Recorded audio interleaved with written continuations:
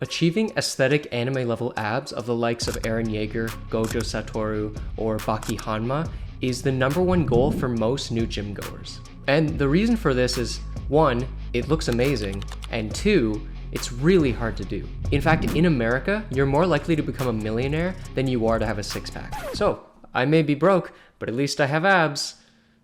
While a six-pack isn't easy to achieve, today I'm going to try to simplify ab training for you so that you can develop your own six-pack and become the 0.25% of people who've unlocked this achievement. Coming up, we're going to take a look at how to properly train your abs. I'll be giving you guys some of the best ab exercises, in my opinion, that you can do at home to train your entire core. And we'll also talk about how often you should train your abs in order to develop aesthetic anime level six-packs. But before we begin, we need to understand one thing. What are the key aspects of having aesthetic abs, and how do they fall into the aesthetic physique overall? Well, just take a look at your average anime protagonist. Like the aforementioned Eren, Gojo, and Baki, they all have one thing in common. They are all incredibly lean, which allows them to actually show off their abs. See, you can do all of the core training you want, you can spam crunches and leg raises, but you're not going to be able to actually show your abs if your body fat percentage is too high and they're covered in layers of fat. And of course, this is going to come from proper dieting and managing your calories. Secondly, every anime character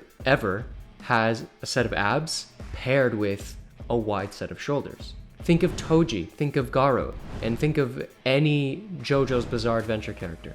So in order for your abs to actually be aesthetic, you need to be training your other muscles as well in order for everything to fall together and complement each other. You can't just be that guy who only trains abs, unless you want to be built like the Colossal Titan. Actually, that doesn't sound that bad. And lastly, on top of having the actual pack, those, I don't know what you call them, buns, aesthetic abs also have distinct definition on the sides and on the lower part of the abs, which is also known as the V-line. And this comes from training all parts of the abs, not just the main pack part. So with that, let's take a look how we can thoroughly train all of our abs in order to get that aesthetic look. Of course, when we want to train any muscle, we should look at the anatomy, or in this case, the abnatomy. Now, I'm not going to go into every single muscle in your core, but we are going to look at the 3 main ones that make up aesthetic abs. And in order to target these 3 muscles, we're going to have to understand 3 key movements that your abs do. And one of these key movements is spinal flexion, which is just bending the spine forward. And this is going to target the rectus abdominis for that six-pack look. Now, I say six-pack as a loose term for abs. Genetically, you can have an 8-pack, you could have a 10-pack. I myself have a 4-pack. I cry about it every night. And unfortunately, there's no way to increase the number of packs since that's how you're born. But you have what you have and you should be proud of it, which is also what I tell myself every night. So exercises that work spinal flexion involves anything that bends your spine forward. A classic example is crunches, which is more upper ab focused.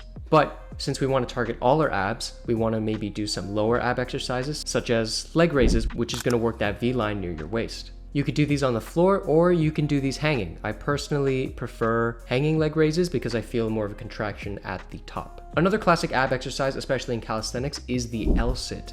And this is going to work your entire core, your upper abs and your lower abs. And you can do these hanging, which is a lot easier, but if you want a challenge, try doing these on the floor. A word of caution, repeated spine flexion can cause some back problems, especially if you already have existing spine issues. So just a word of warning, don't be spamming crunches every hour of every day. Besides flexion, your abs are also responsible for rotating your torso. Using this movement, it's going to target the obliques, or your side abs. Now, I've said before in my Skinny Fat to Aesthetic guide that when you train obliques, it tends to make your waist look wider and blockier. For some people, well-developed obliques look really good. On the other hand, if you happen to have really wide obliques, it can make your waist appear wider. Unless that's the look you want to go for, training obliques isn't probably what you're going to want to do, especially for aesthetics. But if you still want to train your obliques, here are some exercises that I recommend. Now, windshield wipers are a classic obliques exercise, and you could do these on the floor, but I prefer to do them hanging on a bar. Russian twists are also a really good option. Now, I wouldn't focus on doing these for reps, because if you do these for reps, you're just going to be counting forever, and time is a lot easier to track, so do these for time, don't do these for reps. Of course, training obliques isn't limited to rotational movements. You can also do something like a side plank. Training this way, you're a lot less prone to injury from all that spine twisting, but the side plank actually falls into the next category of what we're going to talk about with the key ab movements. See, abs do a good job in flexing your body forward and rotating your torso, but they also do a good job at keeping your body stable. And it does this through anti-flexion or anti-extension, which is essentially just preventing your body from bending backwards.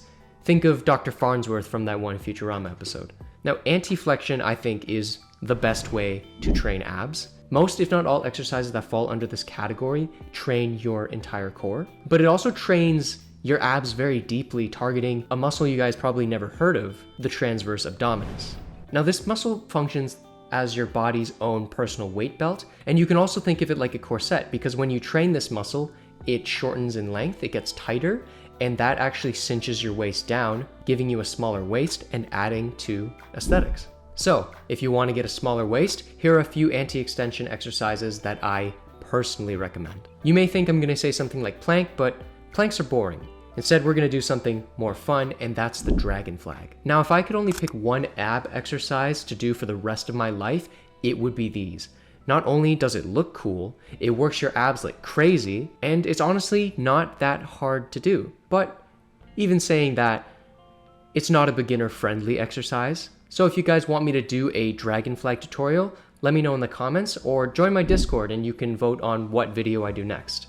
So if you're one of the many people that probably can't do a dragon flag, then the next best thing is doing the hollow body hold. Oh, the hollow body hold, a classic essential calisthenics core exercise. The magic of this exercise comes from keeping your lower back in contact with the floor at all times, which is going to work that transverse abdominis. A great variation of this exercise is to extend your legs out and then back in. If you're looking for something that's a little more dynamic, then I recommend ab rollouts. Now, you don't need an ab rollout wheel to do this. In fact, you can do this with a regular old office chair. Now, depending on your strength level, you can either do these on your feet, or if that's too difficult, you can do these on your knees. Both variations will work your core extremely well. So, now with the exercises out of the way, how often should you actually train abs? And how can you incorporate ab training into your own routine? Like any other muscle, you need to train them adequately with enough sets throughout the week, and you need to use progressive overload. But there's actually one exception to this rule. See, if you've been following my channel for a long time, you know I like calisthenics. Who would have figured? And nearly every calisthenics exercise incorporates core engagement to some degree.